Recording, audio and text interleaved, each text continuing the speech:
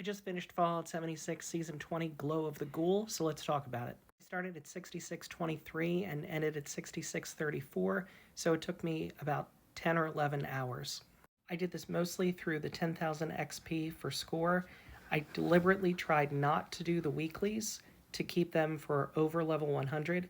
I did all of Tuesday's dailies, and I mistakenly did one of Wednesday's dailies, but everything else was through XP. I did use one consumable score booster. I did this within 24 hours, so I only needed one, and I grabbed each of the score boosters from the season pass as they came up. Here are all of my buffs and gear. With the reworking of the perk cards, I did have to play around with this a little bit, so I don't know if this is truly ideal. But the big thing is, with the change to inspirational being based off charisma, now there's a reason to use the charisma legendary perk and to boost your charisma as high as possible. So I maxed out charisma and intelligence as much as I could with every buff I could think of. I actually forgot about birthday cake raising charisma, and I also forgot initially to use Leo, giving him Nuka Cranberry. But ultimately, I don't think this matters.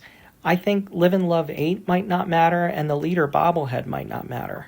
I'm going to have to test this a little bit, but if you get your intelligence and charisma high enough, you max out at 4,000 XP per super mutant anyway, so there may be a point at which you don't need any more buffs.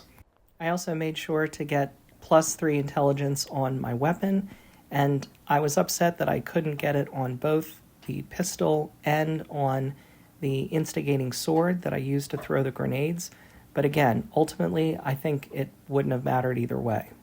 The weapon you use to get the first super mutants doesn't matter. That's just building your adrenaline. The only thing that matters is an instigating weapon when you throw the grenades. So here's my last run of West Tech where I hit level 100. It's not necessarily my best run, but it's indicative of what was happening. Even at the very last levels where you're getting close to needing 3,500 score to level up, I was leveling up with 3 passes through West Tech. This is much better than it's ever been.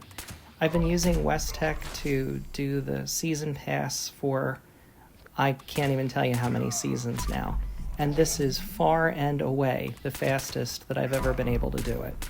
So if you want to do this, you can follow my route.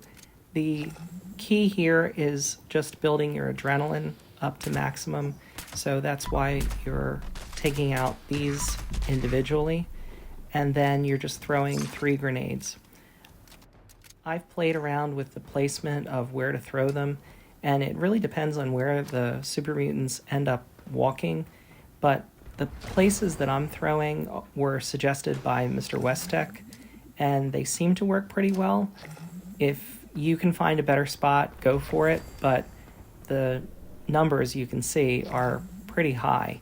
And whenever you'd see an even number, that would be that it was all super mutants. Sometimes you come in and the mutant hounds are already dead, so if you see an odd number, you know you've gotten them, and if it's an even number, it was all super mutants. So there's level 100.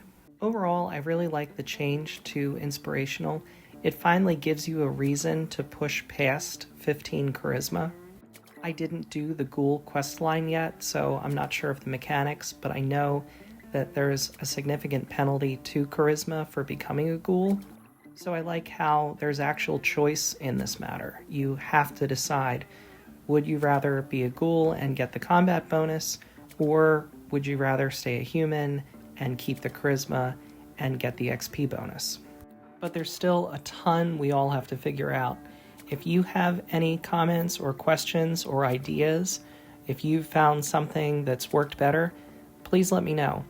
I think this is going to be a lot of fun, playing around with new builds in a way that we've never been able to do before.